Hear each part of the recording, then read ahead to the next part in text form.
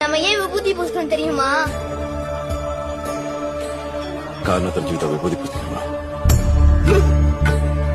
ஏதோ எனக்கு தெரிஞ்சதான் நான் சொல்றேன். நம்ம நெத்தியில மொத்தம் 3 பூசு போடுறோம். உனக்கு சின்ன வயசுல தெரிஞ்சது நல்லது கெட்டது, தெரிஞ்சோ தெரியாமலோ, அதான் ஆணவம்.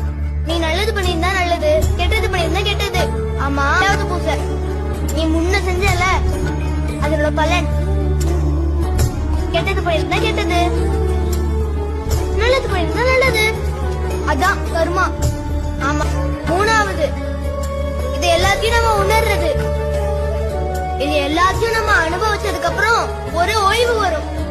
சுத்தி பார்த்தா எதுவும் நம்ம கூட இருக்காது. அப்பதான் புரியும் இதெல்லாம் மாயைன்னு. நல்லதோ கெட்டதோ இங்க உனக்கு புரிஞ்சிடும். நீ எதுவுமே இல்லைன்னு, எல்லாமே மாயை.